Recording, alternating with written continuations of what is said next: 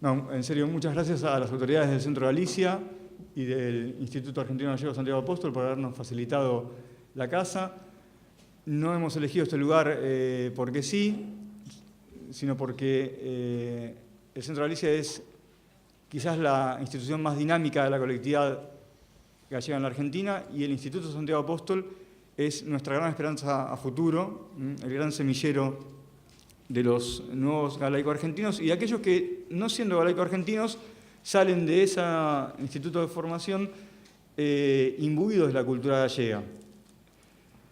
Por cierto, un tema que conversábamos en una reunión que tuvimos hace un rato es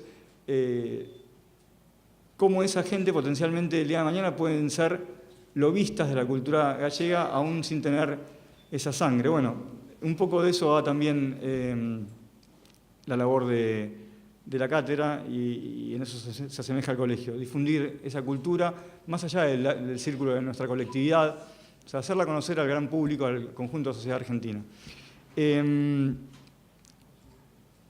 Antes que nada voy a presentar a la gente que compone este panel, y para eso, primero que nadie, bueno, supongo que no precisa mayor presentación, pero la etiqueta obliga a hacerlo, a Carlos Javier Rodríguez Brandeiro, que es el director general del Instituto Santiago Apóstol.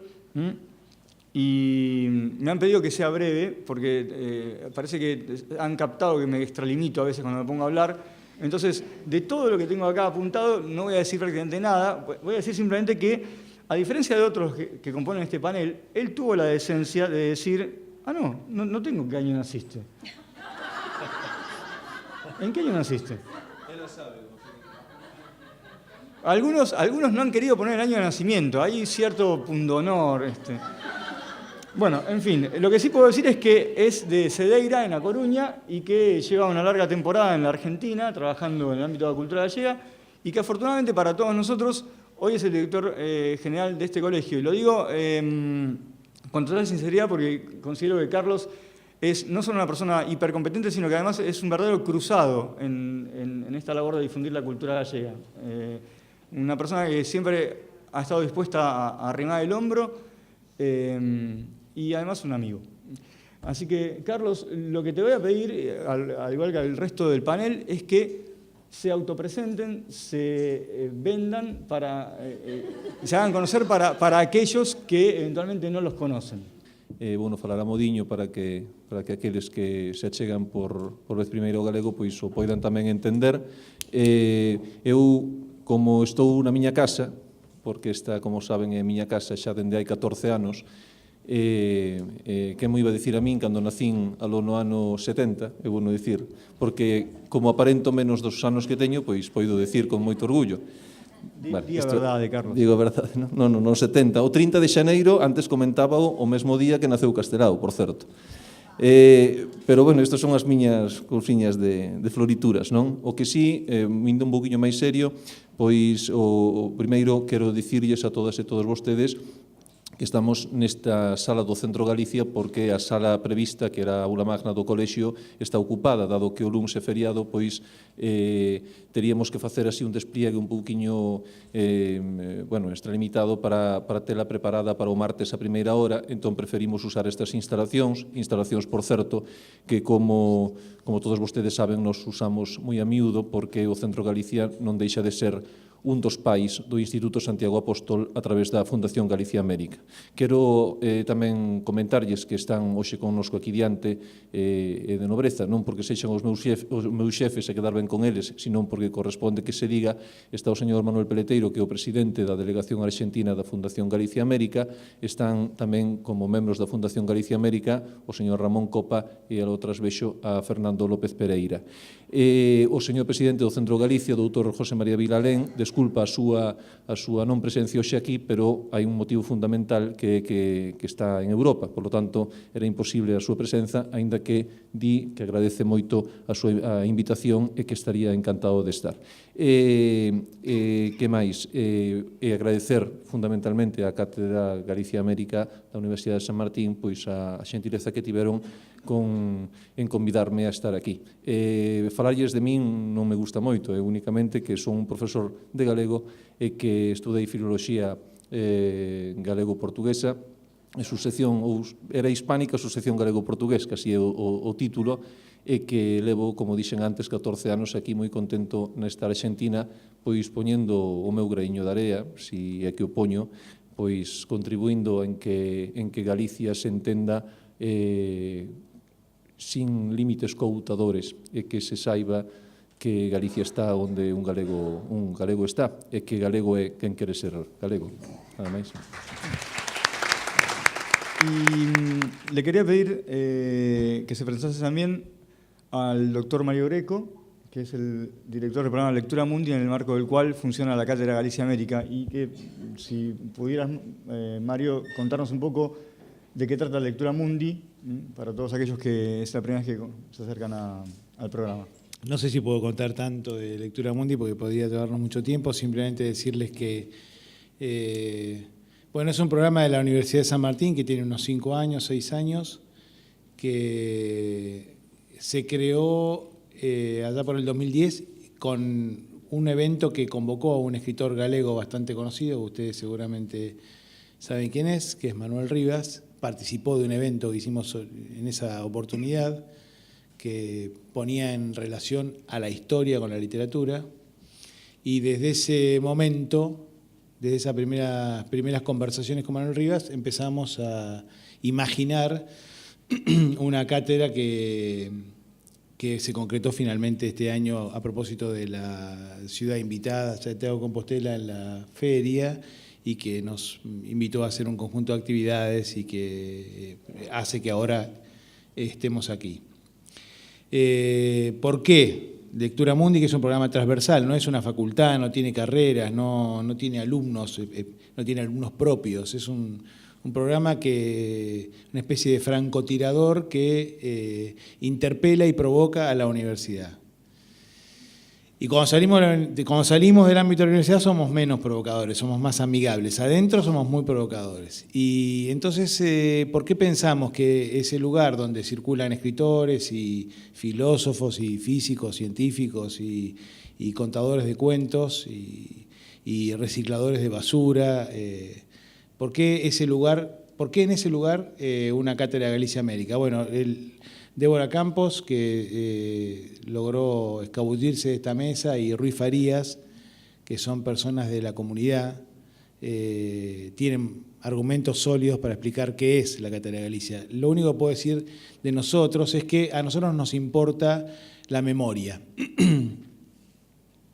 Y entonces digo esto simplemente, la memoria, que es un lugar que obviamente circula como tópico, como cuestión en nuestro programa, de formas distintas, porque efectivamente hacemos muchas cosas con los historiadores, no en un sentido quizás estrictamente académico, por eso tenemos un director de investigación en la cátedra, que es Ruy Farías, un director académico, que se dedica a esos temas. Ruy Farías, lo presento yo, es un investigador del Consejo Nacional de Investigaciones Científicas y Técnicas de la Argentina, o sea, es un investigador del Sistema de Investigaciones Argentina, es un historiador, y su tema es la inmigración galega en la Argentina.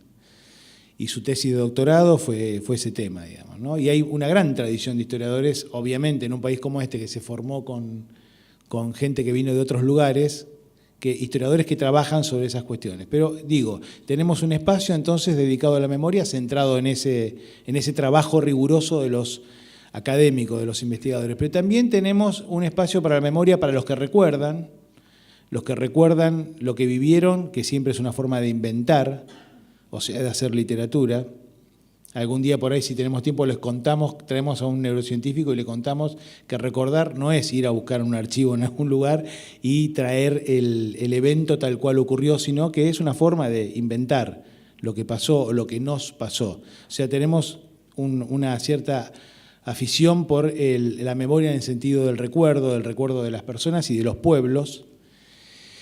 En ese sentido también la idea de la memoria del pueblo galego que vino aquí nos importa también como un relato de las personas, ¿no? Y es parte del proyecto, un proyecto muy importante para Ruy, registrar esa memoria, registrar esa voz. Y por otro lado, nos importa también alojar esa cátedra, también porque Galicia, además de todo eso, lo que son los galegos aquí y la Galicia del pasado, nos importa también como la Galicia del presente. Algo de la Galicia que hizo que hubiera tantos galegos en este país habla de una especie de Rivas, en un artículo que tiene publicado en una revista que él dirige, que se llama Luces. El artículo se llama El desproceso de la desaparición. Y en algún lugar dice que lo galego es una desidentidad, es una descultura y es una desnaturaleza. Entonces esa idea de diáspora como matriz de una cultura dispuesta a llevar consigo una marca para interactuar con los otros, para nosotros es muy importante, porque tiene que ver con la Argentina, con lo galego procesado aquí, y tiene que ver también con la Galicia actual. Nos parece muy importante poner en contacto a la comunidad galega de la Argentina con lo no galego de la Argentina y con lo galego de hoy de Galicia. Nos parece realmente una tarea que puede darle mucha vida, así como lo es y maravillosamente la tarea que hace el colegio, ¿no? Que es claramente un puente hacia el futuro de toda esta cultura. Por lo tanto, nada, somos una casa dispuesta a albergar estas iniciativas y muchas otras que espero surjan de esta nutrida concurrencia, a la que agradezco infinitamente. Bueno, muchas gracias, Mario. La cátedra, como Mario introducía, es un espacio de conocimiento, de investigación, de divulgación de la cultura gallega en la Argentina. Y es también, y quizás sobre todo, un espacio plural.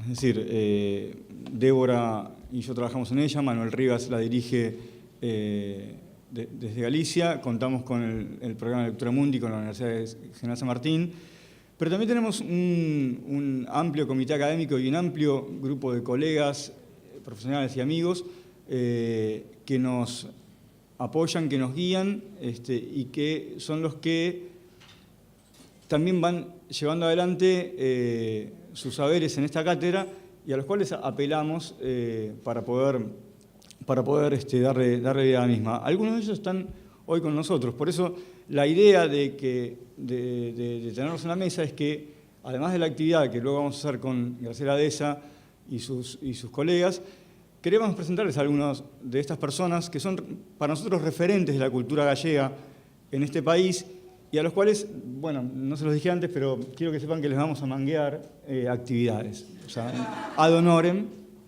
como corresponde, a lo sumo por ahí algún café, alguna galletita, pero alguna actividad van a tener que hacer para nosotros. Si quieren levantarse, pueden hacerlo ahora. Quiero presentarlos porque además todos ellos son amigos y personalmente de todos ellos he aprendido cosas porque cada uno de los suyos son realmente expertos. Por orden alfabético, para no herir susceptibilidades y no provocar vedetismos, comienzo nombrando a Norberto Pablo Sirio, señor que nació en el año 66, él sí puso el año de nacimiento, y que comienza con una definición muy interesante de su propia persona. Es un argentino sin ningún ancestro gallego, lo aclara de entrada en su currículum. Lo cual motiva automáticamente mi pregunta de, bueno, pero ¿qué haces acá entonces? Porque también acá parece que sos gaitero, sos licenciado en Ciencias Antropológicas por la Universidad de Buenos Aires, trabajás en el Instituto Nacional de Musicología Carlos Vega, en el Instituto de Investigación en Etnomusicología, y además es el director de la Cátedra Libre de Estudios Afroargentinos y Afroamericanos de la Universidad Nacional de La Plata.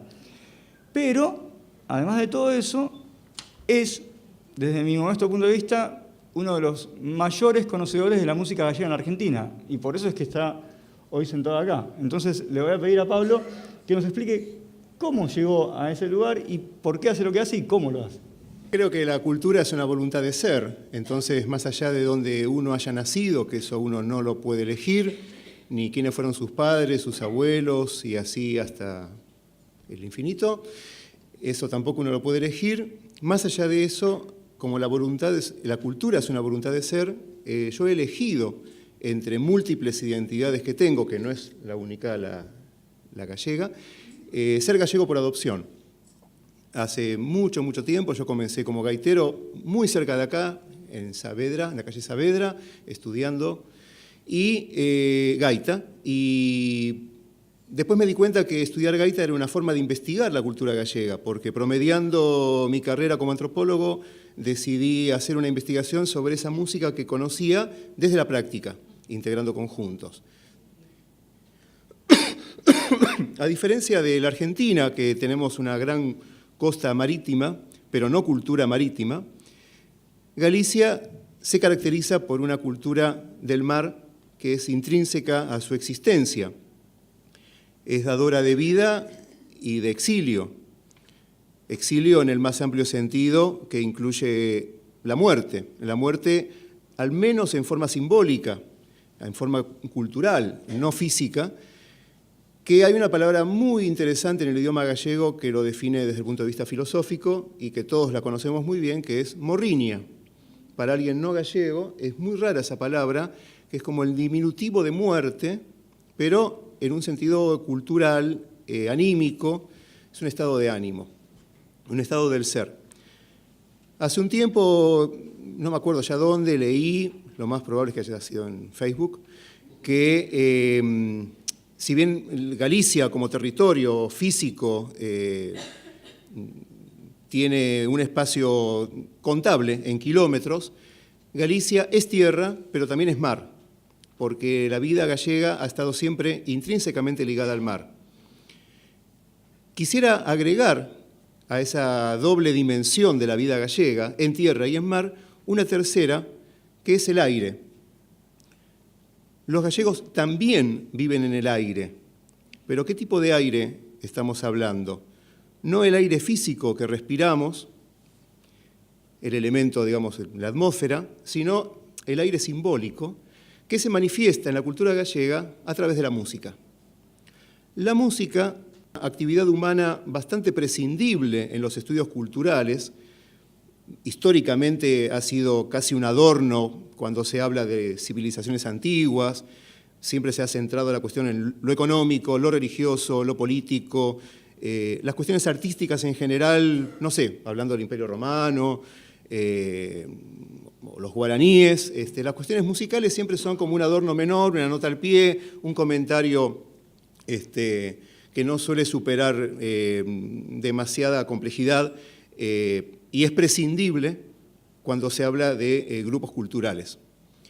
Yo creo que no todos los grupos culturales le asignan ese rol a la música. Al contrario, hay algunos grupos, justamente como el gallego, en donde la música es una institución central de su identidad.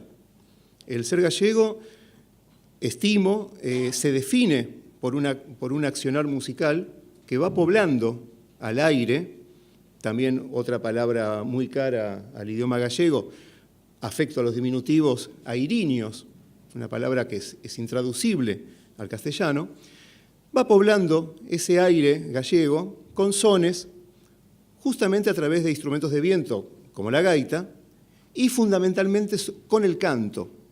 La gaita puede ser un instrumento que tocan una cantidad reducida de la población gallega, no todo el mundo es gaitero, pero potencialmente todo el mundo canta.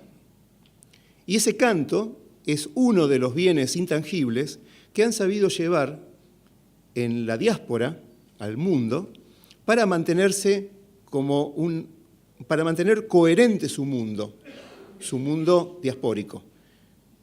Es increíble la cantidad de vida cultural, musical de los gallegos en la Argentina, que he comprobado que no se mantiene con igual intención en algunos trabajos etnográficos que logré hacer en Lugo, por ejemplo, en los Ancares, en donde, por dar un ejemplo sencillo, después de 40 minutos de conversar con algún aldeano, apenas un par de coplas, algún recuerdo de alguna canción, cuando acá uno puede llenar horas y horas de registros musicales.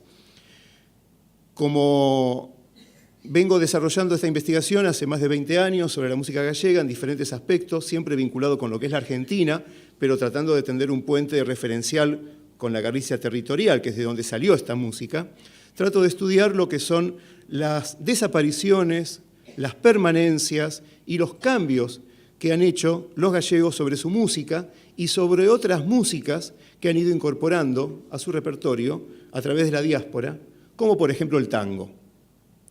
Una de las tareas pendientes que quizás podría desarrollar el día de mañana en algún taller, en algún seminario, después se verá el formato, es estudiar un tipo de correspondencia específica que allá en la época de las cartas mantenían los gallegos de aquí con los gallegos de allá. Y es lo que denominé en algún artículo que publiqué y en algún disco también, el epistolario sonoro. Hay una cantidad discreta de grabaciones que he podido documentar en donde en vez de escribirse cartas, se mandaban cassette o cinta abierta, todavía más antiguo, con las palabras de las personas diciendo saludos y también con música. Y esa música era reproducida por el destinatario, sea allá o acá, que también era músico, y con un tercer grabador grababa una segunda voz, por ejemplo, al canto, o una segunda voz a la gaita, o le ponía redoblante, o le ponía el acordeón, y después se lo mandaba. Entonces se armaban unas pequeñas orquestas de diáspora, ¿no?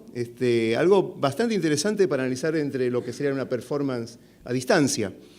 Ese tipo de correspondencia floreció bastante entre los años 70, 80 incluso, y es bastante interesante estudiarlo desde el punto de vista de la historia oral, desde la performance, desde la música, y justamente desde el epistolario, que es un mundo en sí mismo de investigación, justamente en un colectivo diaspórico donde en esa época el único medio que había para comunicarse era por carta, excepcionalmente el teléfono, ¿no?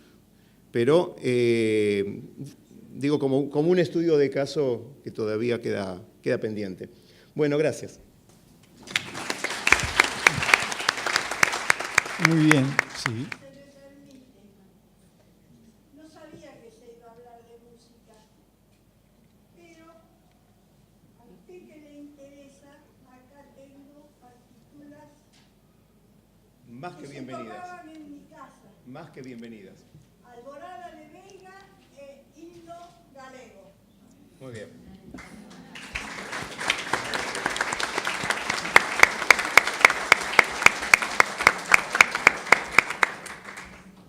Me hace recordar que cuando yo era chico, los sábados a la 1 de la tarde, no se podía hacer ruido en la comida porque mi abuelo escuchaba siempre por Radio Splendid Sin Distancias y el programa abría con la Alborada de Veiga.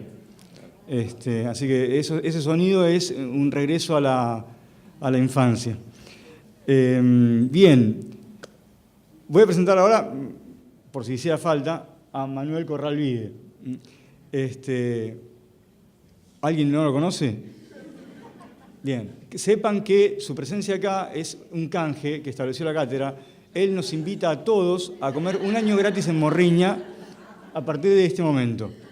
¿Verdad, Manuel? Por supuesto. Bien, excelente. Manuel es chef, es periodista, es escritor, es artista plástico, es divulgador cultural, es el creador, alma mater y propietario de Morriña, un restaurante ya antológico de la gastronomía gallega. Manuel también tuvo el coraje de poner el año de nacimiento desde el 52, nació en Quiroga, en Lugo. Muchos lucenses por acá, ¿no? Sí, está bien. No vamos a hacer una competencia, pero veo que hay muchos, sí. Igual, les aclaro, el mejor lugar de Galicia, sin duda, es Santa María de Marrosos, Concelho de Santiago de Compostela. Es mi sentir. La verdad es que cuando yo leía la biografía de Manuel, si bien conocía algunos datos, quedé bastante sorprendido, porque, claro, cuando yo lo conocí básicamente como periodista, a través de sus artículos, sobre todo en Galicia en el Mundo, y como cocinero. Pero la verdad es que tiene una vida que es de novela. ¿Algún escritor por acá, María Rosa, que tenga ganas de encarar un tema como este?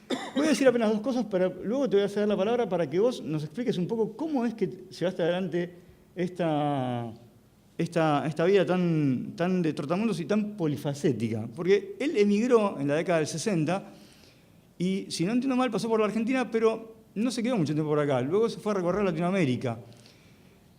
y recaló en Colombia. Y en Colombia hizo cosas tales como exponer sus propias pinturas, dirigir un teatro, trabajar como escenógrafo. Recién, en el año 83, regresó a la Argentina. Y si bien se dedicó a partir de entonces con mucho énfasis a la gastronomía, nunca abandonó estas actividades culturales. De hecho, ya lo dije, es al mismo tiempo escritor, periodista, divulgador, tiene libros de poesía, tiene libros de cocina, ha participado en programas de televisión, tiene programas de radio. Bueno, Manuel, ¿cómo fue que empezaste con todo esto? La gente generalmente piensa que es una contradicción entre ser cocinero y de pronto llevar adelante otras actividades culturales. Algo que me sorprende, porque la cocina eminentemente es cultura.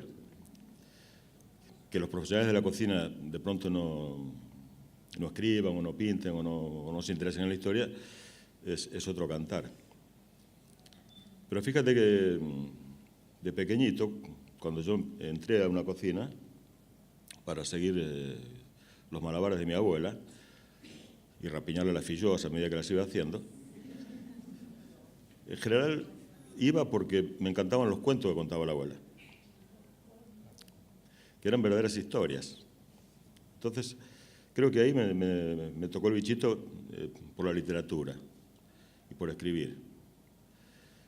Cosa que no era sencilla, porque en la aldea donde yo nací, a duras penas había un maestro rural que reunía a los niños de 4 o 5 aldeas diferentes y íbamos aprendiendo como podíamos, porque aparte teníamos que trabajar.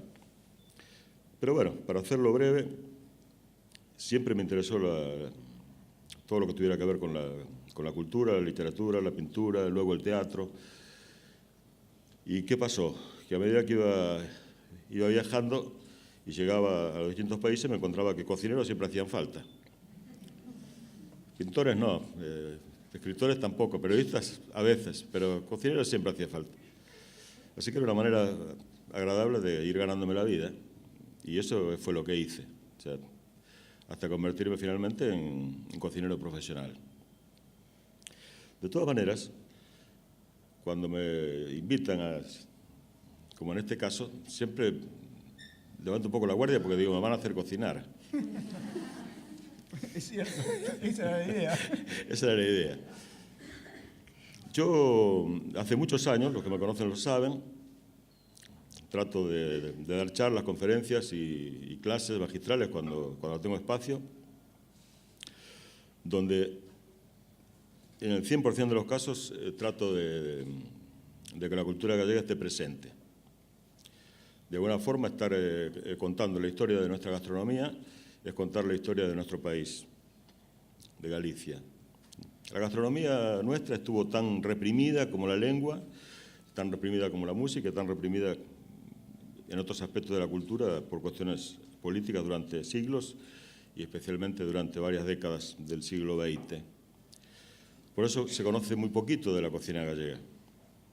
Los mismos gallegos, cuando emigran, por ciertas frustraciones que traían en la maleta, cocinaban en su casa las recetas que les eran propias, pero cuando ponían un restaurante difícilmente las llevaran a los menús de su establecimiento porque les parecía que era, y así me lo dijo una vez un gran empresario gastronómico, le parecía que eran platos demasiado rústicos.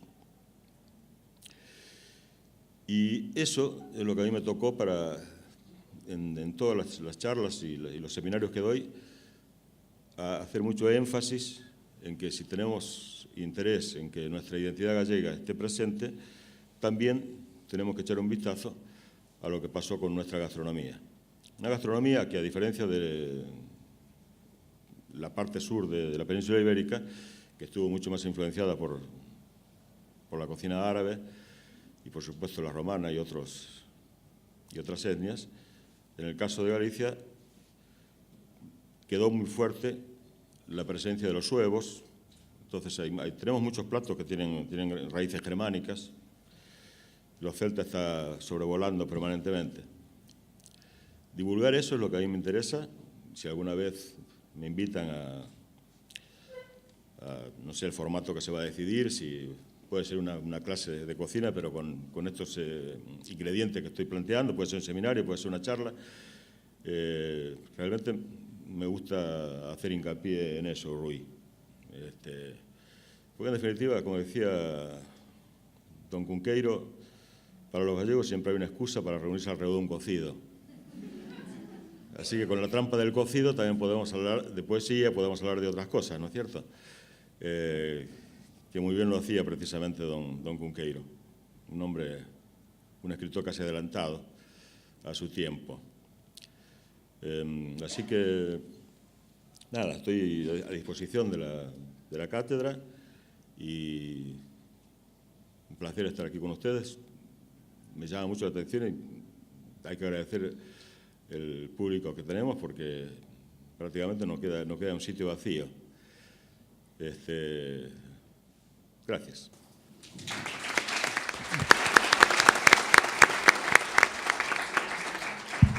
No te voy a mentir, Manuel. Dijimos en la gacetilla que iba a haber comida después.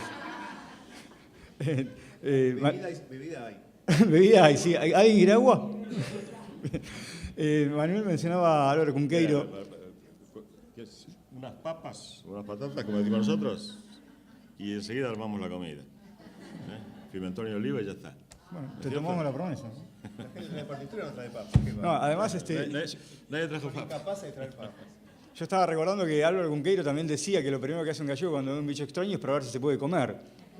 Realmente, yo en ese sentido debo haber salido 100% gallego, porque el físico no lo demuestra, pero una verdadera termita. Por cierto, me genera mucha a veces hilaridad. Bueno, tengo un Edipo tremendo, eso lo sabe todo el mundo, no puedo evitar hablar de mi madre. Muchos de ustedes la conocen, a veces se pasa de rosca, es tan gallega que logra cansarme. Miren que yo estoy todo el día metido en estos temas, pero a veces nada más se pasa. Y por ahí empieza con el tema de, no, porque nosotros los celtas, digo, mamá, por favor, tengo más de inca por papá que de celta por vos. O sea, miren el fenotipo celta, ¿tengo cara de celta? Sí. ¿Sí? Bueno, pero sin embargo, 50% gallego y académicamente 100%. Pero bueno, hablando en serio, con Manuel conversábamos hace unas semanas en Morriña y yo espero que podamos desarrollar una actividad porque tiene algunos temas relacionados con la gastronomía y la identidad gallega y lo gallego en Buenos Aires en relación con la gastronomía, que de lo que todos sabemos un poquito, pero que él ha estudiado de manera sistemática. Realmente es muy interesante. Así que tengo muchas ganas de que llegue ese momento. La siguiente persona por orden alfabético a ser presentada es la doctora en Historia y Teoría del Arte por la UBA, Silvia Dolinco. Silvia yo siempre se lo digo, es una persona que para mí cultiva un perfil muy bajo para lo grande que es. O sea, lo voy a decir en una palabra. Silvia Dolinco es, hoy por hoy, la mayor experta en Luis Seoane que hay en la Argentina. O sea, y quien dice Luis Seoane, dice la cumbre del arte gallego en el siglo XX. Pero dice también mucho más. ¿Luis Seoane era gallego o argentino? Si hablamos con la gente de arte de la Argentina, lo van a reclamar para sí. ¿Quién querría perderse a Seoane? Efectivamente nació en Buenos Aires. O sea, era un gallego típico, nació en Buenos Aires. Luego volvió a Galicia y luego volvió a venir a Buenos Aires en circunstancias que todos conocemos de la Guerra Civil, etcétera, etcétera. Es una de las figuras artísticas más notables del siglo XX. Y tenemos la suerte de que sea nuestra. Y además, un tipo terriblemente prolífico. Yo me pregunto si dormía Seoane, por la cantidad de obras que tiene. Y nosotros tenemos la suerte de que tenemos a Silvia, que es profesora titular de Arte Argentino y Americano en la Maestría de Historia de Arte de la Universidad Nacional de San Martín, es investigadora del CONICET, es una prolífica autora de textos especializados y es una gran conocedora del arte del siglo XX y en particular de lo que es el arte del exilio español y de Seoane más en particular todavía. Eso es lo que yo puedo decir, pero me gustaría que sea Silvia la que nos explique un poco, porque tu apellido tampoco parece muy de la zona de Ancares ni de Fonsagrada. Pero ¿cómo llegaste a la cultura gallega y a Seoane en particular? antes que nada, gracias, Rui y Débora, por esta invitación. La verdad que es muy estimulante esta propuesta de la cátedra, así que bueno, desde ya también abierta a participar y colaborar en lo que ustedes consideren. No tengo ninguna clase de antecedente gallego. Mi apellido es de origen ucraniano. Nací en 1970, como Carlos, no tengo problema tampoco en decirlo. No tengo antecedentes familiares gallegos, sí tengo descendientes. Soy madre de 2 bisnietas de gallegos. Sin embargo, bueno, mi llegada a Ciudadane fue antes de la maternidad, así que si es por eso no tiene que ver con cuestiones familiares. Bueno, como mencionaste, yo soy historiadora del arte y mi área de especialización particularmente tiene que ver con la gráfica, el grabado, las publicaciones y cuestiones, digamos, de una circulación de cultura visual en términos amplios. Y era inevitable en este sentido que llegara a Ciudadane, o que me interesara en Ciudadane, o que Ciudadane, digamos, sea en mi investigación una figura capital. Porque Ciudadane, si bien claramente fue un intelectual y un artista prolífico, yo creo que dormía porque lo ayudaba Maruja. Vamos a mencionarla, ya que estamos también, a Maruja Fernández de Ciudadane, que fue su esposa, que realmente lo ayudaba en la vida y en su obra. Pero sí, realmente Ciudadane fue una figura prolífica y que incursionó en, digamos, cualquier área que podamos enumerar en relación con la cultura. Allí Ciudadane tuvo algún tipo de experiencia. Creo que no hizo cine ni televisión, pero hasta la radio y el teatro llegó, digamos. Y bueno, y en ese enorme corpus que él desarrolló, la obra gráfica tiene un lugar clave. No solo en términos de lo cuantitativo, sino también del concepto que implica esta obra gráfica, en términos de su estatuto de obra múltiple. Ustedes sabrán, o podemos recordar acá, que el grabado, por lo menos el grabado, digamos, en el momento en que Ciudadane está trabajando, se trata de una obra múltiple, o sea, a partir de una matriz que realiza el artista. Él básicamente trabajó en silografía. A partir de esa matriz es que se pueden, digamos, editar y producir cantidad de ejemplares que son considerados como originales múltiples, ¿no? Podemos pensar o mencionar, por ejemplo, que son también tal vez muy conocidas, ustedes recuerden las silografías con collage de Antonio Berni, que ganaron el Gran Premio en Venecia en 1962, en la Bienal de Venecia, el premio más importante que un artista argentino hubiera ganado. Bueno, Ciudadane un par de años antes que Berni estaba trabajando con la silografía con collage. Esto tiene que ver por ahí con cuestiones técnicas que tal vez, bueno, no vienen ahora al caso, pero podemos tener una reunión para charlar de esto. Y entonces es esta cuestión de la multiplicidad y en clave de una voluntad de democratización de la cultura y del arte. Esta cuestión de proponer una producción cultural que sea accesible a una cantidad de gente, más allá de un público coleccionista, elitista, que podría, digamos, tener que ver con una producción más única. Que Ciudadane también la tuvo, tiene cantidad de obra pictórica. Pensemos también la cuestión de los murales de Ciudadane, que todos vemos frecuentemente cuando transitamos las calles de Buenos Aires. Es una obra pública y accesible a todo el mundo, no está adentro de una colección, adentro incluso, bueno, de un depósito de un museo, sino que está en la calle.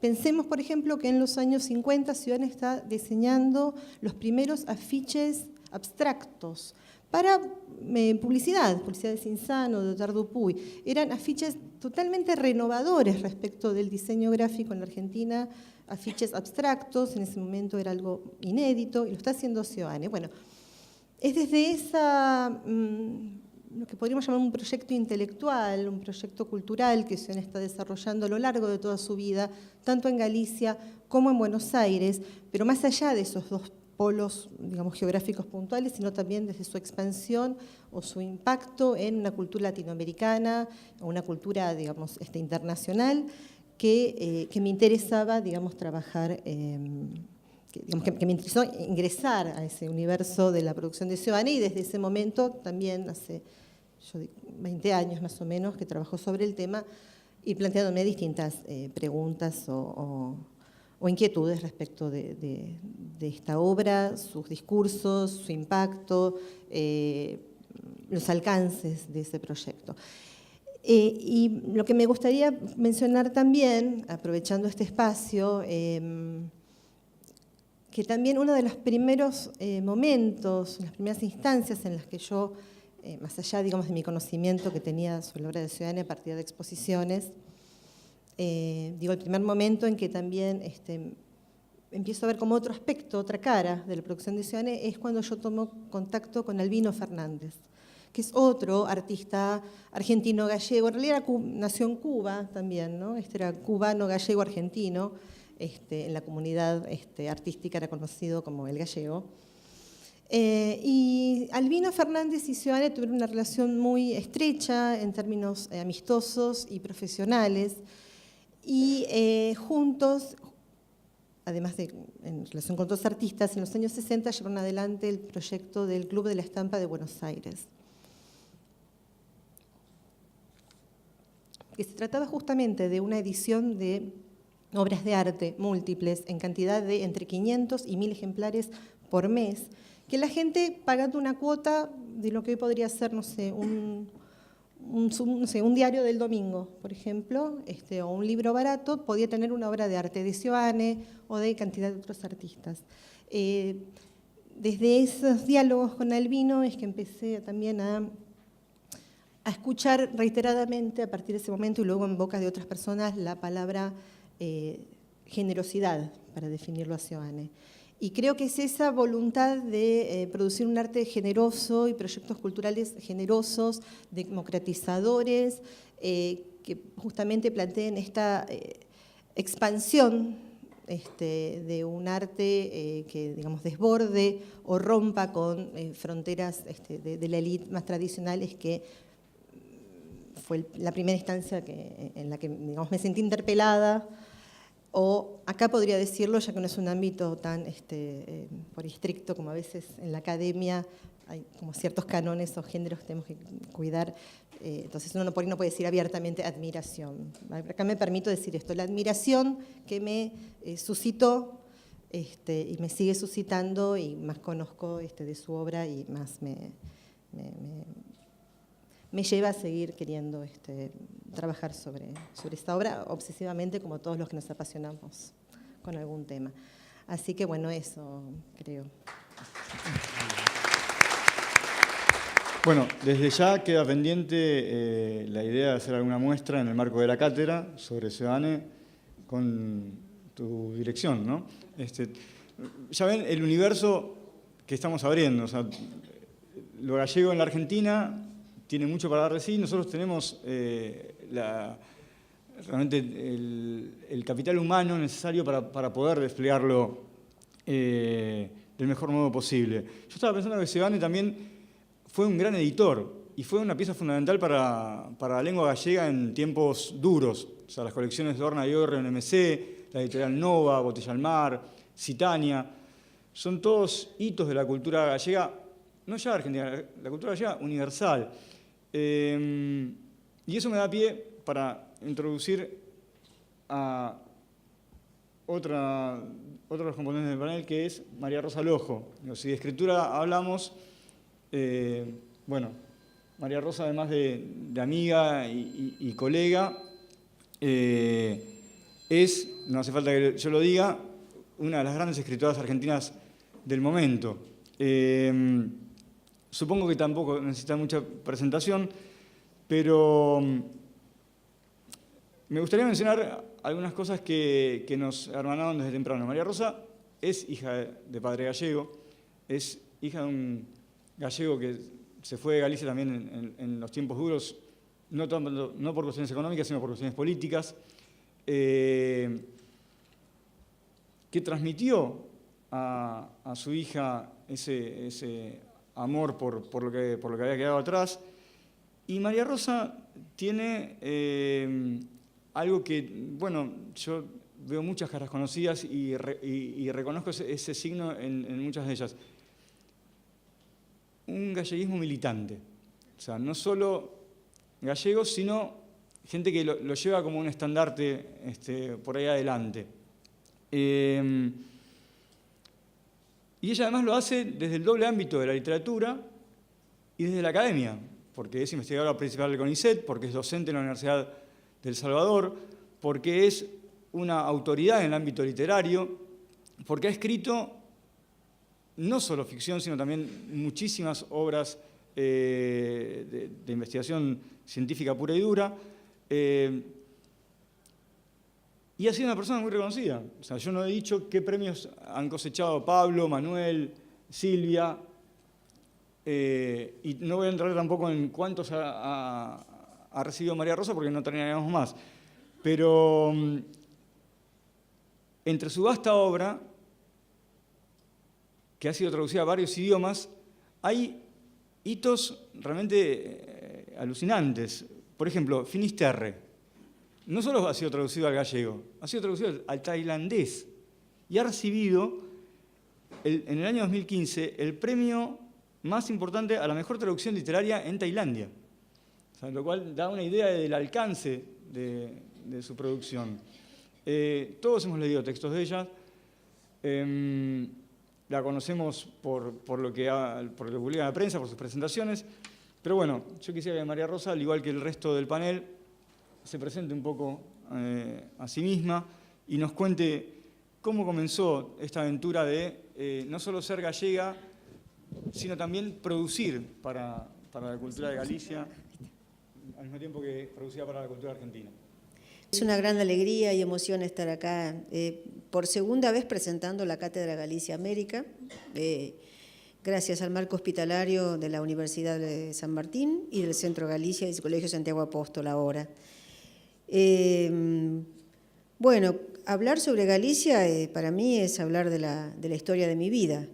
Como en algún momento dice Manuel Rivas, Galicia es un país portátil, entre otras cosas, y mi papá trajo consigo su país portátil. En algún momento, cuando me entrevistaron en Galicia, justamente cuando se presentó Finisterre, se me ocurrió una frase que creo que, bueno, es verdad. Yo no escribo en gallego directamente, pero pienso en gallego. Estoy, de alguna forma, en Galicia. Y la frase era, mi madre me dio la lengua, mi padre me dio la tierra.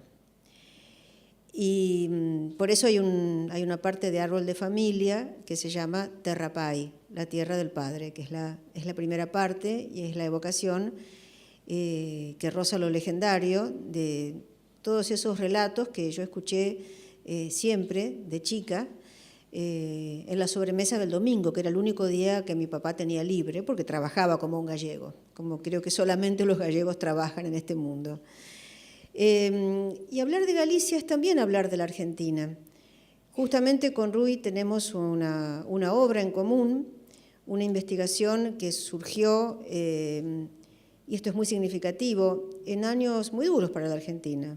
La idea se ocurrió en el 2001, 2002, en momentos de quiebra del país e incluso de sentimiento de que el país estaba amenazado como contrato. Los países, bueno, son un contrato de convivencia, una decisión de ser, y los que pasamos por esos años llegamos a percibirnos como, bueno, amenazados de disolución. Y recuerdo siempre que la decisión la tomamos en el Café London. Estaba José Manuel Núñez Seillas, el director de tesis de Rui, un gran historiador gallego. Y bueno, yo hacía años que venía pensando que había huellas de la cultura gallega por todas partes, dispersas en la literatura argentina, de maneras a veces muy estereotipadas, que evocaban el chiste, pero también de otras maneras, relacionadas con la memoria, relacionadas con formas mucho menos comunes y anquilosadas de presentar a los personajes gallegos. Y ahí fue cuando Núñez Sellas propuso, decirle, ¿por qué no escribir un libro sobre los gallegos en el imaginario argentino?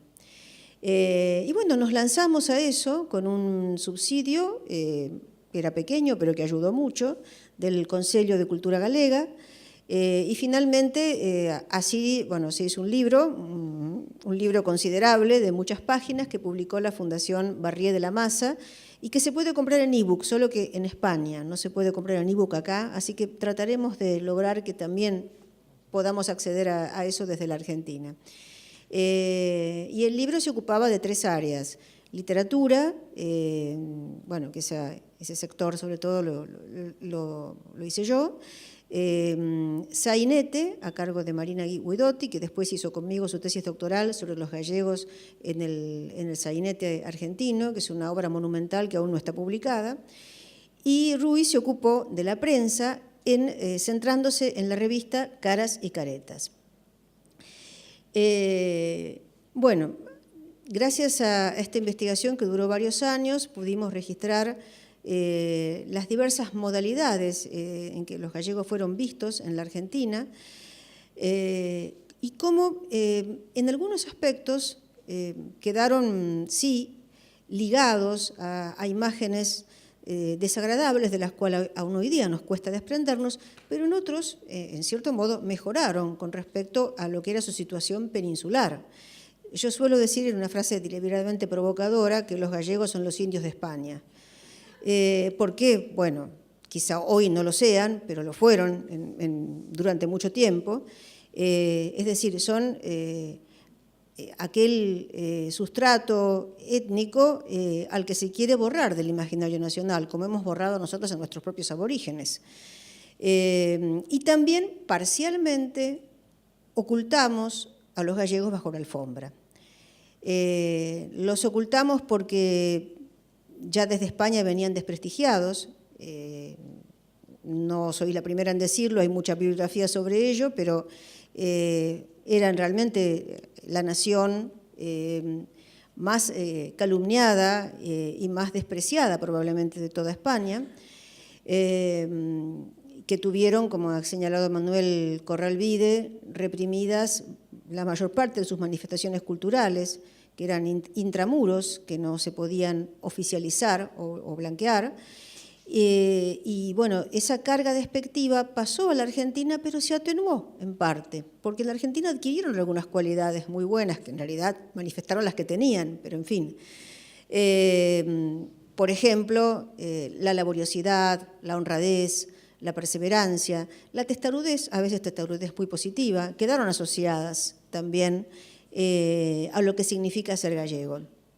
Y hay otras que aún no se han manifestado lo suficiente y que es el aporte enorme, bueno, acabamos de escuchar a Silvia Dolinco, de los gallegos al campo artístico y cultural. Los editores, los educadores, los escritores, los artistas plásticos, y cuando digo bueno, nuestro plural genérico, pero también hubo mujeres que además trajeron su cultura portátil y que desde las casas, cuando no podían acceder a los espacios públicos, la transmitieron a sus hijos. Bueno, creo que la Argentina tiene lo que me gusta llamar una criptoidentidad gallega, que debería no ser criptoidentidad, porque además de nuestras raíces y de nuestra matriz criollo aborigen, la inmigración gallega junto con la italiana, es decir, la inmigración gallega española e italiana son las más numerosas de la Argentina, pero dentro de la española, la gallega representa el colectivo español más importante en número. Y sin embargo, no vemos huellas proporcionales a esta dimensión que tiene el colectivo gallego en las representaciones que hay sobre nosotros, sobre los descendientes de gallegos o los gallegos por adopción, porque como el mestizaje es un término que surgió siendo racial, pero después se extendió a la cultura, hoy podemos hablar de hibridación también, no solamente de mestizaje, digamos, es una elección, no es solamente algo genético determinado por la biología, sino que es algo que impregna todo un ámbito cultural. Hay, bueno, muchos argentinos conocedores de la cultura gallega que la han elegido como, bueno, uno de los vectores de su propia vida cultural. Y esperamos que con esta cátedra eso se extienda, es decir, que haya más argentinos que conozcan la identidad gallega y que se sientan también gallegos, aunque puedan descender de rusos, de ingleses, de alemanes o de japoneses. Esto en la Argentina es posible y, bueno, si ha sido posible que en Tailandia premien una novela, una de cuyos protagonistas es una gallega en La Pampa en el siglo XIX, me parece que nada se puede considerar utópico. Creo que en este campo tenemos todo por hacer. Y a la vez, creo que los gallegos también, los gallegos peninsulares, los que están del otro lado, tienen una criptoidentidad argentina. Y quizá es mucho menos criptoidentidad que identidad abierta, porque a diferencia de muchas regiones de España, donde se ha olvidado o se ha barrido debajo de la alfombra un pasado duro de pobreza y de emigración, en Galicia esta conciencia está bastante a flor de piel y casi todo gallego tiene un familiar, un amigo, un pariente que emigró. Los destinos más comunes fueron Buenos Aires y La Habana. Y por eso un gallego siente quizá como más cercana una calle de Buenos Aires que una calle de Madrid muchas veces. Nosotros también somos parte de la identidad gallega profunda. Bueno, no tengo más que decir, sino que me he pasado la vida, me especializo en literatura argentina, pero justamente por eso, porque soy argentina, me he pasado la vida también escribiendo y hablando sobre Galicia y, bueno, además del trabajo académico, en mis novelas, ya mencioné a Finisterre, y menciono otra que me es muy entrañable, que se llama, bueno, Árbol de Familia, y que creo que es parte de un trabajo que se está empezando a notar cada vez más en la Argentina, que los descendientes de gallegos estén comenzando a recuperar de una manera muy rica su propia memoria, a través de novelas a veces, pero también a través de recopilaciones de cartas, de libros testimoniales, de relatos orales que empiezan a volcarse, y espero que esta cátedra cumpla, entre otras, la misión de atraer a los depositarios y depositarias de esos tesoros y ponerlos a disposición de todos. Así que, bueno, gracias nuevamente y ojalá esto marque el comienzo de muchas cosas que podemos llegar a realizar juntos.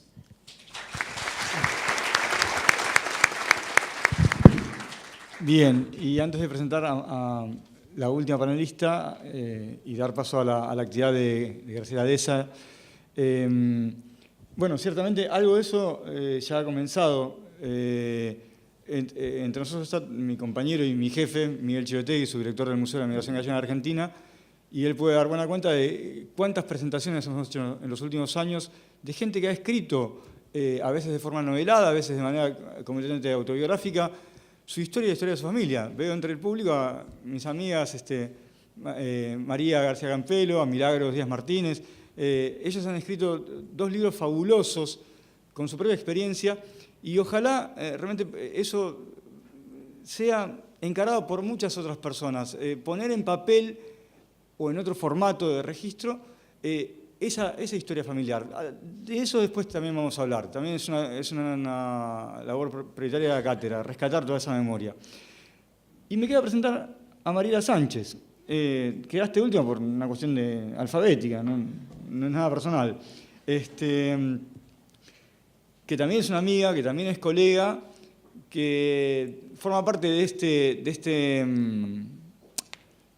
esta fuerza de tareas que tenemos de galaico-argentinos, que estamos juntos en un montón de cosas. Bueno, ella trabaja mucho con Débora Campos y con Andrea Cobas Carral. Ustedes saben, Andrea y Débora dirigen el grupo de lectores galegos en Buenos Aires, del cual también es asiduo concurrente Mariela, y que forma parte de ese universo de actividades gallegas que están dando vueltas por toda la ciudad. Veo a la gente del Tarso de Afala, hay por ahí algunos de Yetonovo, de Setenetos. Bueno, con todos ellos esperamos poder trabajar en el futuro. Los estoy convocando en este mismo momento, por más que ya todos lo saben. ¿Quién es Mariela Sánchez? Es doctora en Letras por la Universidad de La Plata. Antes ya había sido profesora y licenciada en Letras por la UBA y becaria postdoctoral del CONICET. Es docente en la Universidad Nacional de La Plata y ahí dirige la Cátedra Libre de Literatura y Cultura Gallega. Esa otra cátedra dedicada a cultura gallega que hay en una universidad nacional y que, bueno, es digamos, como nuestro reflejo, nuestro espejo, o nosotros somos el de ellos, porque después de todo nacieron primero. Perdón, me quise poner en el lugar principal. Lo que quiero decir es que Mariela es una gran trabajadora por la cultura gallega, es una gran profesional, y buena cuenta de eso da los proyectos en los cuales ha estado trabajando o trabaja todavía. Fíjense sobre qué investiga. Diálogos transatlánticos, España y Argentina, campo editorial, literatura, cultura y memoria, 1940-2013. Otro proyecto, Memorias en segundo grado, posmemoria de la guerra civil, el franquismo y la transición democrática en la sociedad española contemporánea. Y también ha colaborado con el proyecto internacional Guerra Civil y Exilio Republicano Español en la Argentina. Es una gran profesional y me gustaría que nos contaras un poco cómo son estas tareas que estás desarrollando y en particular sobre tu tesis de doctorado, que también tiene algo que ver con nosotros, ¿no? Si tengo que decir la fecha de nacimiento, hablando de comienzos, 76 es mi año, pero hasta ahora era el más joven. El último día, así que me atrevo a decir que si es 31 de diciembre, casi 77. Y voy a pasar a hablar en gallego y si alguien tiene problemas de comprensión me pregunta sin ninguna vergüenza porque es probable que cualquier problema se deba a que mi gallego no es como el de Carlos, desde más reciente incorporación, porque eu estudei galego de grande, un pouco a inspiración, bueno, agora vou falar un pouco de como foi ese camiño, esa itinerancia tamén na lingua. Comecei estudando na Federación de Sociedades Galegas, como profesor Higinio Martínez, despois fixen aquí nestas instalacións, cursos de CELGA, do Certificado de Lingua Galega, e finalmente puiden ir alá ao Instituto da Lingua Galega da Universidade de Santiago de Compostela, pero o sotaque, que o acento é o de alguén que comezou a estudar aos 30 anos, ou seja, que non teño a facilidade de pronuncia que poden adquirir outros cando xa o ten de máis pequeno. O que decía Rui en relación coa tese de doutoramento, a tese doctoral, que quizá soaba aí un pouco teórico, de posmemoria, ou de transmisión oral, etc. Penso que tamén ten moito de mesuramento entre a cuestión máis familiar e os intereses literarios e académicos que foron surdindo. Pero nese camiño, menciono porque quizáis ten que ver coas formas que todos atopamos de chegar ao galego, máis ou menos preto, máis ou menos cercano na casa de cada quen. Tivo moito que ver lectores galegos en Buenos Aires. Por iso, en verdade, eu participei e tento ir a todo aquilo que podo, pero Lectores Galegos apareceu nun momento fundamental e dun xeito que mesturou a oralidade e a literatura, porque o meu pai, que morreu ese ano, bastante novo, estaba escoitando o pai de Andrea Cobas Carral, que non está presente aquí, pero que querería estar, está en Bolivia tamén por unha cuestión de congreso, viaxe de estudos, pero estaba escoitando o seu pai na radio. Eu estaba comenzando a miña tese de doutoramento en literatura española contemporánea, estaba xa migrara a La Plata un pouco académicamente, continuó vivindo en Buenos Aires, pero migrar a La Plata un pouco por intereses, por lo grupo que estaba traballando nos temas da memoria da Guerra Civil Española, vencellada a literatura, a Guerra Civil e o franquismo na literatura da memoria. Entón, o meu pai escoita que os lectores galegos de Buenos Aires estaban comenzando un programa de literatura galega en memoria da Guerra Civil. Entón, de feito, iso foi o xeito de... Eu estaba tamén entrando, non son historiadora, pero sí que me interesaba moito todo o que tiña que ver coa historia oral. Tamén tentaba participar en congresos, interiorizarme, malia que a miña formación non era historiadora, pero eu tentaba investigar, de feito foi o que fixen, a ficcionalización das voces, como aparecía o que quedara quizáis silenciado en espazos fora do artístico na narrativa, como se ficcionalizaban segredos de familia, cousas que non se verbalizaron noutros espazos, ou cousas que non tiveron no seu momento un cauce na xustiza ou no discurso histórico oficial perante o franquismo. Ben, eu tentaba verlo na narrativa. E ali foi cando descubrín, con estas rapazas que siguen sendo admirables ao longo destes 10 anos, que nas escenas da narrativa galega, iso era especialmente importante. Entón atopei escenas de diálogo, de conversas, escenas intergeneracionais que me sirviron especialmente. De feito, Suso de Toro e Manuel Rivas foron fundamentais nas súas novelas máis longas especialmente. Ou seja que un pouco o corpus foise retroalimentándose así como entre o familiar e o amistoso e o académico e foise enriqueciendo moito. Despois, o actual, o da Cátedra Libre de Literatura e Cultura Galega da Universidade Nacional de La Plata, en realidad é bastante novo, naceu no 2012, e un pouco a idea é, non temos un lugar fixo e tampouco temos a posibilidade dunha periodicidade, pero sí o que se trata é de sacar o galego do ámbito específico das paredes institucionais do galego, o sea, tentar tamén achegar a xente. Eu tento, por exemplo, pasar películas, filmes sin subtítulos, cando ven, gracias á generosidade dos que venían de Galicia ocasionalmente acceden a ir a La Plata, viajar conmigo ali no micro a La Plata, porque tampouco hai moitos fondos ni nada, pero vamos aí no costera e tal. A cousa é que é tentar que non só sexa o interés vencellado os que temos a cuna galega ou que temos esa especie de carta de presentación da nacionalidade galega. Sí que é importante tamén, non quero deixar de mencionarlo, principalmente porque non moitas veces hai ocasións de mencionar, e é parte tamén dos currículos de moitos de nós, que o feito de que o meu pai se sintise galego, que non estivo nunca en Galicia, pero él considerábase galego, e que a miña nai escribise poesía un pouco aficionadamente, vocacionalmente, pero os libros sempre estiveron ali. Penso que iso tamén foi parte de toda esa mesturanza. Entón, despois venían os proxectos, despois ven os corpus e todas esas denominacións posteriores. En relación coa Cátedra de La Plata, obviamente disposta a participar e a retroalimentarse tamén coa USAM. Penso que hai moitos intereses en común. En relación coas historias e co que estivo aparecendo tamén, tiven a sorte que, gracias á generosidade de Rui, nestes últimos 5 anos, eu estive na Feira do Libro de Bos Aires.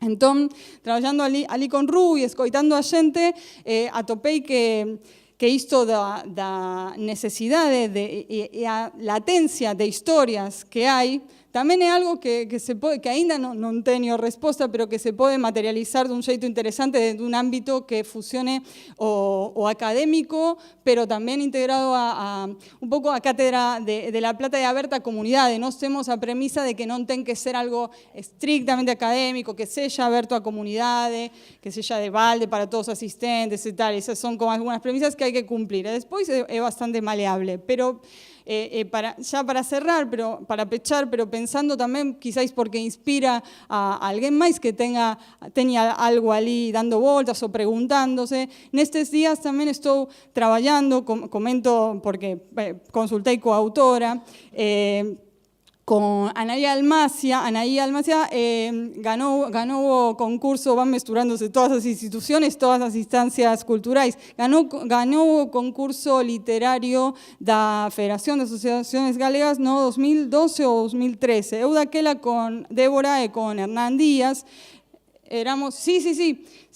eu pedí autorización para comentar isto porque quizás ten que ver con isto que falaban das historias persoais familiares que chegan os libros das voces gravadas. Ela gañou o concurso, nós éramos parte do xurado, ou seja, eu non a coñecía antes, despois veu esta proposta, ela está rescatando as gravacións, as entrevistas gravadas do seu tío avó, que foi que é un militante, perdón, ten 94 anos, que vive en Galicia aínda, e que estivo preso acá na Argentina, lá en Galicia, David Álvarez Carballo.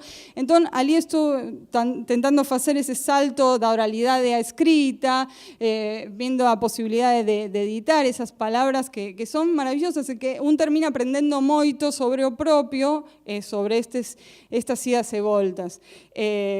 Penso que, ben, con iso, máis ou menos un panorama do actual, digamos, do que estou agora, por si servía un pouco para inspirar, porque penso que ás veces minimizamos esas historias que temos, os que teñen a sorte de terlas a man.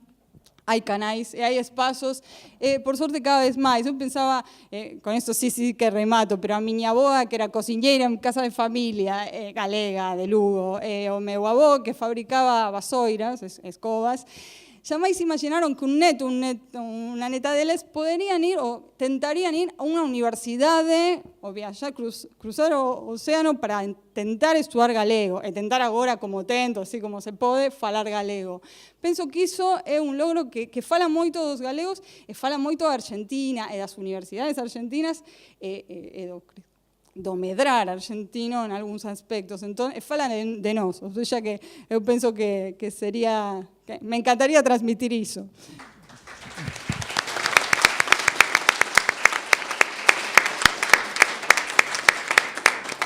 Falar de nós sería un hermoso título para una actividad sobre memoria de inmigración. Muchísimas gracias a todos los que formaron parte de este panel. Como ven, tenemos de todo, como en Botica. Tenemos historia, tenemos música, tenemos cocina, tenemos literatura, tenemos arte en general. Todo eso forma parte de la cultura gallega en la Argentina. Bueno, de todo eso se va a nutrir la cátedra y a estas personas le vamos a pedir que nos guíen en ese camino. Queríamos presentarlos, se hizo un poco largo, pero creo que ameritaba escucharlos para conocerlos bien y entender por qué hacen las cosas que hacen y de qué manera. Muchísimas gracias, los despedimos y ya damos paso a la actividad con Graciela. Esta actividad, la actividad del día de hoy, lleva por nombre Benvidos a Terra. Y lo que pretende es dar el puntapié inicial, introducirnos en eso que es Galicia y dónde está Galicia y quiénes somos los gallegos, qué es la cultura gallega, etcétera, etcétera. Y para hacerlo, pensamos en ese texto precioso de Manuel Rivas, que escribió allá por el año 2000, si no recuerdo mal, para un suplemento literario del diario El País de Madrid, y que luego fue publicado aquí en el Diario de la Nación, y que ahora Manuel volvió a escribir para el último número de Review y Revista de Libros, ahí lo van a encontrar completo, y que se llama El Informe Galicia para un Alien. Yo no voy a entrar en el tema del texto porque es lo que le corresponde a la gente que me acompaña, pero para quienes no lo leyeron, y seguramente ahora van a disfrutar muchísimo con la lectura por parte de Graciela y de Martín, seguro luego van a correr a buscarlo para leerlo completo. Tan solo voy a decir una cosa. ¿Quién es Graciela Deza? Bueno, otra amiga, para empezar. No, y la verdad les digo, honestamente, es un privilegio poder decir que uno tiene colegas que son al mismo tiempo amigos. No ocurre todo el tiempo, así que vamos a tratar de sacar el jugo a esa posibilidad. Graciela es actriz, narradora, psicóloga social, investigadora y educadora. Es especialista en animación a la lectura, egresó de la carrera de formación actoral de la Escuela de Teatro Pairó y se formó... ¿Podés decir la edad? Me dice que estoy autorizado a decir la edad. Ok, nació en el año 56. Bien, ya lo dije, listo. Por cierto, yo sé que parezco de 20 y pico, pero nací en el año 72. Acá nos sacamos chispas con Débora para ver quién cumple menos años. Cada año ella cumple uno menos. Ella tiene 27. Hace 10 años tiene 27 años. Es increíble. Sí, no sé si la escucharon, pero dice, ella no tiene culpa si nosotros envejecemos. Vos te teñís. Yo las canas que tengo las muestro con orgullo. Bueno, dejémoslo ahí. Lo resolvemos luego. Se formó en narración oral escénica. Y como dije antes, estudió Psicología Social en la Escuela Pichon Rivière y tiene además una diplomatura de especialización en literatura infantil y juvenil, para variar, en la Universidad Nacional de San Martín. Como ven, la Universidad Nacional de San Martín nutre todos los espectros de la cultura. Bueno, Graciela es la creadora de la Escuela de la Palabra, una institución que me gustaría que vos comentaras qué es lo que hacen, porque realmente es interesantísimo. Y trabaja en otros proyectos que tienen que ver con la animación, con la provocación a leer, con el cultivar la lectura, la narrativa. En fin, creo que hace un trabajo realmente admirable y por eso también pensamos en ella para esta primera actividad, porque digamos, no solo porque es la persona más adecuada para poder desarrollar esta actividad con el texto de Manuel Rivas, sino porque también es importante que podamos conocer todo este trabajo. Así que bueno, te voy a pedir que te presentes como corresponde, Martín, perdón por la informalidad, y que nos cuentes un poco qué es la Escuela de la Palabra, antes de empezar con la lectura de Rivas. Y después, ese micrófono Sí, claro. lo puede tener Martín. A ver, vamos a ver. Sacamos esto. ¿Estamos bien? Sí. Bueno, ¿qué tal? Buenas noches. Muy rápidamente voy a contar, así vamos al tema nuestro, porque ahora es el momento nuestro. Quiero pedir disculpas porque estuve hasta ayer sin voz y hoy se ve que me vino, digamos, tantas ganas de participar acá que fui recuperando gracias a yuyitos que me dieron y algunas cosas, más o menos la voz, pero bueno, espero que sepan comprenderlo. Quería agradecerles a Débora, a Rui, al dueño de casa, que no sé si está Brandeiro, Carlos, sí.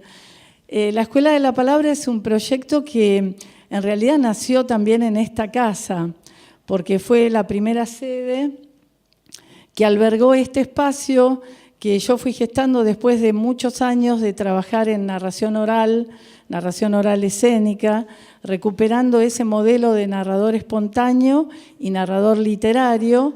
Y bueno, como viajaba bastante a Galicia y a otras partes de España a hacer espectáculos de narración y animación a la lectura, en un momento hice una propuesta en Galicia de generar un espacio para que la colectividad gallega, y abierta también a otras colectividades como la argentina, pudieran venir a formarse como lectores públicos y como narradores orales, a partir de sus propias historias y también cómo acercarse a un texto literario y pasarlo al lenguaje de la oralidad, ¿no? Como que a veces leer en voz alta no es leer a primera vista, sino es habitar esa lectura, ¿no? Jugarnos a crear una nueva partitura, un nuevo texto. Bueno, sintéticamente, eso es la Escuela de la Palabra, un espacio de encuentro, un espacio de darle la palabra y compartir la palabra con todos aquellos que se acerquen, que tengan historias para contar, que amen la literatura y que tengan ganas de compartirla con los otros. Hoy tenemos el honor así hermoso de compartir oralmente un texto de Manuel Rivas, uno de mis escritores preferidos, por su forma, ¿no?, de transformar la palabra en algo siempre poético, también un periodista súper comprometido. Y en función de eso quiero aclarar que como buena narradora oral siempre hacemos una pequeña traición poética a los textos escritos por el solo hecho de pasarlos a otro lenguaje que es la oralidad. Entonces, ustedes se van a llevar a casa el texto original, pero el que van a escuchar ahora es una edición, podríamos decir, una versión que yo he construido junto también con algunos colaboradores que están entre ustedes y que van a ser lectores también en representación de todos. Los voy a presentar. Patricia Álvarez, Héctor Mel, después va a ser sorpresa porque van a aparecer las voces allá, Graciela Rodríguez y Martín Rego. Como ven, todos de ascendencia alemana, ¿no? Más o menos. Yo me acuerdo cuando fui a Galicia por primera vez y pasé por la LIN y era todo Deza, todo era con mi apellido, y yo me sentía ahí como la reina de la zona, ¿no? Y mis abuelos son de Ocarballiño, de Ourense. Y Martín es nuestra última adquisición, un querido emigrante galego que hace muy poquitos años que está aquí, que vino a estudiar aquí, que está también intentando trabajar aquí, conseguir su documento, y que bueno, creo que nos adoptamos mutuamente, ¿no? Porque nos conocimos así como estos misterios que tiene la comunicación, y desde ahí compartimos muchas cosas, y especialmente hoy yo quería que él esté aquí porque su voz es una voz de la Galicia actual, y me parecía como muy importante. Bueno, dicho todo esto, ustedes saben que tanto la narración como la lectura necesita cuerpo, ¿no? Hay que ponerse. Y como este es el momento del espacio nuestro, de todos, porque la lectura se construye con todos, sobre todo en la oralidad, voy a tomar algunas cosas maravillosas de las que dijeron ustedes aquí, y les voy a proponer un pequeño ejercicio para distender el cuerpo, porque estuvimos tan atentos a todo lo que decían, que tenemos como que relajar un poco para poder entrar en este otro territorio, ¿no? En este espacio otro, que es la poética de Rivas. Les voy a proponer algo muy simple, para que movamos un poco.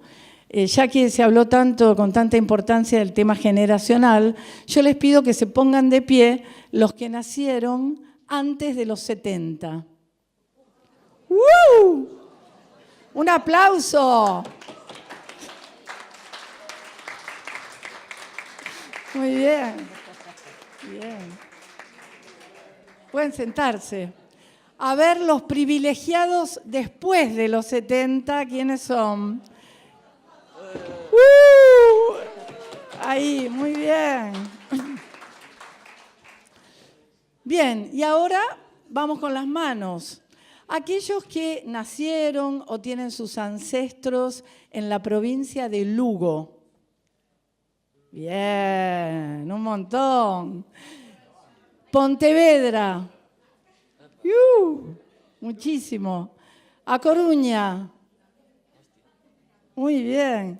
Ourense.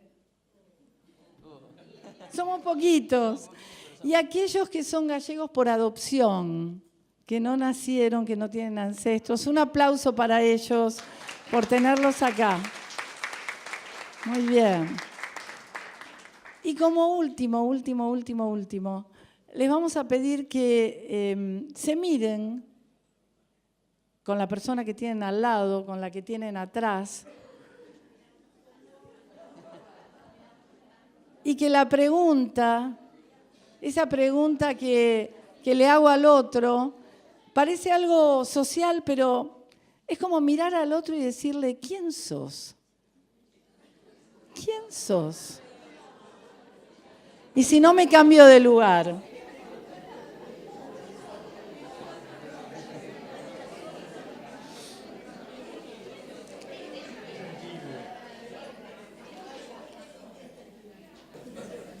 Ahora sí, nos zambullimos en este texto tan intenso. Les quiero avisar que era mucho más largo, por eso hay algunas partes que las condensamos, pero es un texto intenso y un poquito largo para la oralidad, pero espero que lo hagamos ameno y que podamos disfrutarlo.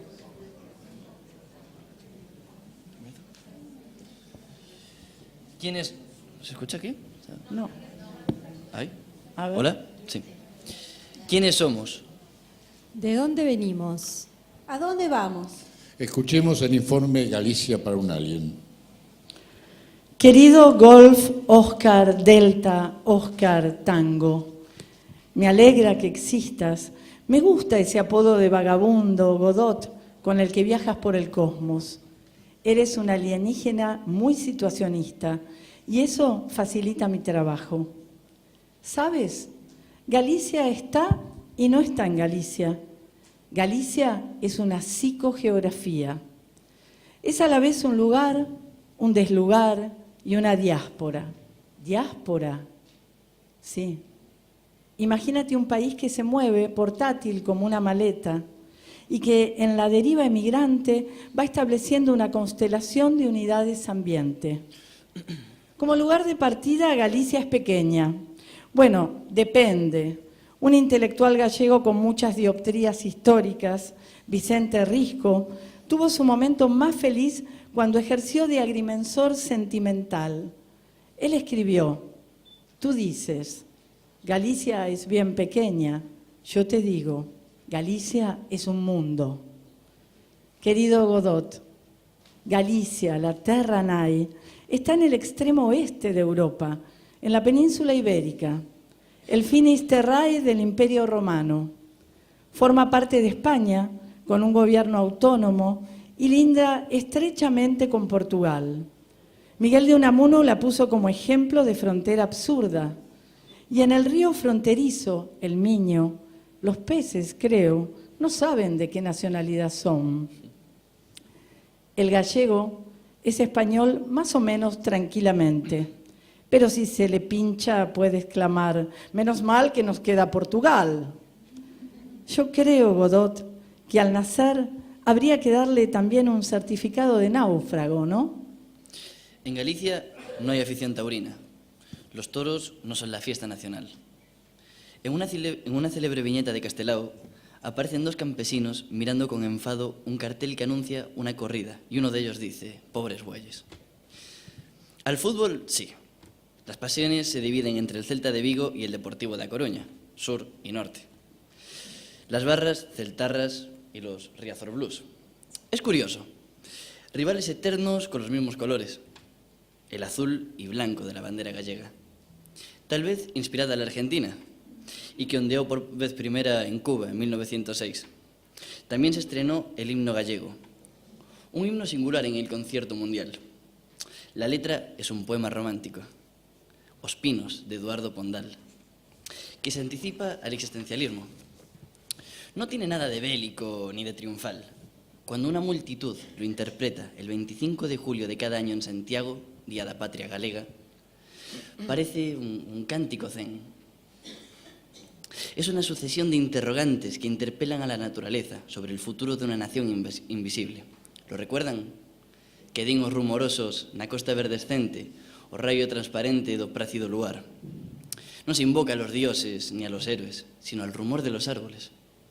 Esa interlocución con la naturaleza está muy presente en el panteísmo de la tradición popular que la Iglesia integró con un transformismo que santificó los antiguos lugares sagrados, fuentes, piedras o árboles.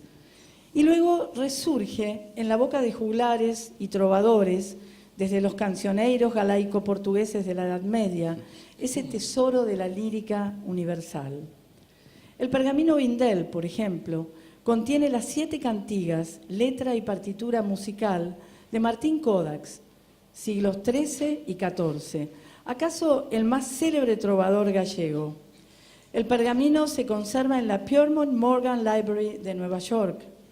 En una de esas canciones pregunta con desesperación al mar qué ha sido del ser amado. Así comienza. Ondas do mar de Vigo, se vistes meu amigo, e ai Deus, se verracedo.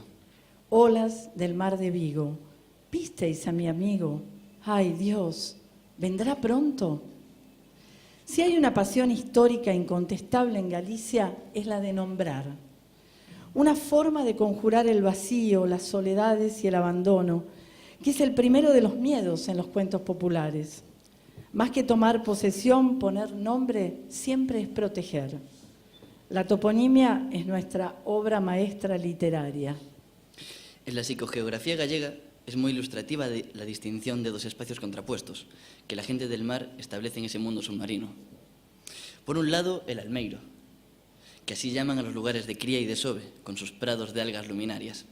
Por otro, la Marca do Medo, el lugar de la desolación, del vacío, por el esquilme, la dinamita o la contaminación. Dicen que los peces no tienen memoria. En Galicia sí. No suelen volver a la Marca do Medo. Galicia tiene 30.000 kilómetros cuadrados de superficie y 1.200 kilómetros de costa.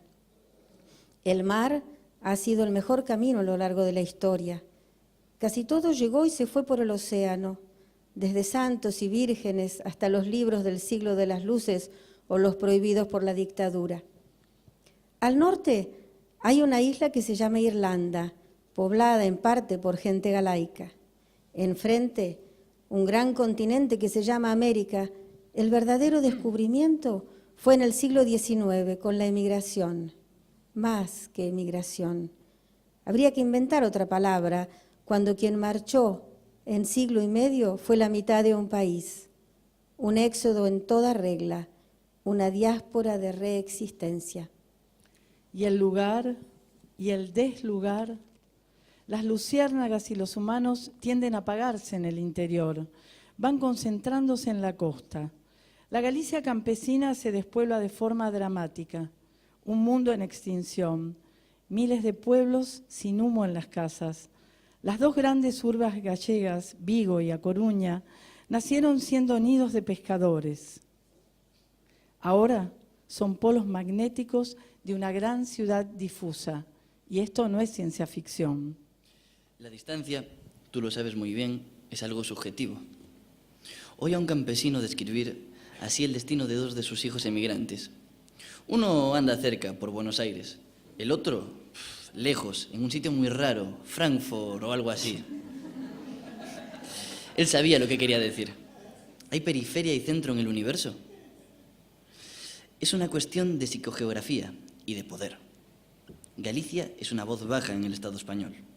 El poder político y mediático solo miró hacia Galicia cuando una marea humana la convirtió en voz alta, con la revolución del mar que fue el nunca más, en diciembre del 2002. La protesta masiva por la gestión de la catástrofe del petrolero Prestige, el mayor desastre ecológico marítimo de la historia. Aquella convulsión fue el principio del fin en el poder en España del halcón Aznar. En Galicia viven, entre otros seres, casi 3 millones de humanos, 1 millón de vacas, 500 lobos, un oso ilocalizable y 500 millones de árboles. Solo de manzanos hay 77 variedades. ¿Quiénes somos?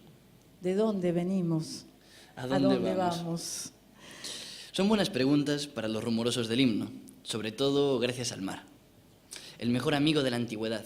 La humanidad gallega es un aluvión de aliens. Galicia expat. Galicia hecha de expatriados. Galicia que se expatría. Sin duda, el alien histórico legendario más célebre es el apóstol Santiago, un pescador palestino discípulo de Jesucristo. El hallazgo de su sepulcro dio lugar, por motivos religiosos, a la primera gran ruta turística del mundo, el Camino de Santiago. El descubrimiento lo hizo un tal Payo, hace 1000 y pico años, y no Paulo Coelho, como algunos creen. Durante siglos, Galicia fue lo que ahora llamamos un centro cosmopolita. Además de peregrinar, aquí se establecieron francos, genoveses, flamencos, provenzales. Es muy significativo. El romance gallego andaba en bocas por los caminos de Europa. Hace siglos que la vieira, la concha de Venus, que abunda en las rías gallegas, es el símbolo del Camino de Santiago y de sus peregrinos. Y es que el camino, a medida que se ahonda en el relato, tenía mucho de deriva situacionista, línea erótica. Era un camino de fertilidad. Al final del camino, en Finisterre, estaba la roca de San Guillermo, ahuecada en forma de cama, donde se acostaban las parejas estériles, según las noticias históricas, con buen resultado. La historia se enreda muchísimo. Mejor volver a Venus. Sí, mejor volver a Venus. Y digo, ahora, ¿qué es del idioma gallego? Hay unas 6.000 lenguas en el mundo. No son tantas y muchas están en peligro de extinción. Es un recurso, un patrimonio único. Hay días en que el gallego emerge y hay días en que parece al borde de la línea de extinción. El idioma del pueblo, de las voces bajas, se mantiene unido a la vida por un hilo de leche. En un barco inglés, el primer balón de fútbol. Es un planeta en miniatura. El fútbol fascina porque es una guerra simbólica. Es el gran deporte mundial. He comprobado que a Galicia se le conoce mucho más en el mundo desde que el Deportivo da Coruña hizo unas cuantas gestas importantes y juega en la Liga de Campeones. La vida es así. Para crear una identidad hay gente que tiene que escribir una enciclopedia de 50 tomos durante 50 años. El fútbol, en cambio, te crea una identidad en una tarde de gloria, de una patada virtuosa. Querido Godot, Galicia es morriña. Teño morriña, teño saudade. Si hay una palabra gallega internacional, aquí ya lo han dicho, es morriña. Es una palabra que exportamos, que aparece en otros diccionarios, en el de la Real Academia Española, en el Collins inglés. Es una palabra, Godot, que te la regalo, para que la difundas en tu planeta, pero administrala con prudencia. Morriña significa extrañar algo, nostalgia, melancolía. Está asociada a una historia de dolor, de pérdida, de migración, pero ten cuidado con la morriña, porque le ha colgado al gallego un San Benito de pueblo triste. Y además es un comodín que lo mismo sirve para un discurso electoral que para un dolor de muelas. La fórmula de un presente carácter gallego sería H más M igual a I. Humor más morriña o melancolía igual a ironía. Melancólicos somos todos, pero lo que de verdad tiene prestigio en Galicia es el humor. Déjame que te cuente otra historia. Aparece en Contos da Coruña, de Xurxo Souto. El gran pintor del surrealismo marino, Lugrís Freire, un día tuvo la osadía de subirse a un barril en el puerto, en tiempos de la dictadura, y arengar a la muchedumbre, que despedía a los emigrantes embarcados en el Áuriga hacia Venezuela. Madres y esposas gallegas que me escucháis, no lloréis a vuestros hijos y esposos que se van, pues aún nos queda el caudillo. Franco, el dictador, era gallego. También lo eran Pablo Iglesias, el fundador del socialismo español, y Ricardo Mella, del anarquismo. Hay dos grandes revoluciones en la historia de la mirada gallega. Rosalía de Castro encarna la melancolía, pero es una melancolía activa, rebelde contra el estado de cosas. Denuncia a los que sin razón ni conocimiento nos desprecian. El gallego es el negro de España. Castelao, el padre fundador de la nación gallega, aquel hombre tan popular, muerto en el exilio, era un humorista. Es más cosas, pero rompe el círculo minoritario de la cultura galleguista gracias a la ironía, ese tipo de humor que conoce el dolor. Él fue el autor, ya en el exilio, de Sempre en Galiza, conocido como la Biblia gallega, y editado en Buenos Aires. A Galicia llegaba este libro en el doble fondo de las maletas. Recuerdo la felicidad clandestina de leerlo en la adolescencia. En el instituto lo llevaba escondido, bajo el jersey, y se sentía como un calor vivo. El caciquismo, Godot, en gran parte la Casa Galicia. ¿Sabes, Godot? El origen etimológico de la palabra casa es el griego oikos. Y decir casa es decir también casa común o naturaleza. Y ecología viene de la unión de oikos y logos, el pensamiento activo sobre la casa amenazada. Y economía tiene esa misma raíz, el gobierno de la casa. Entonces llegamos a una conclusión. Galicia es una matria, amigo Godot. Sí, Galicia es una matria, amigo Godot, y creo que la casa está a salvo.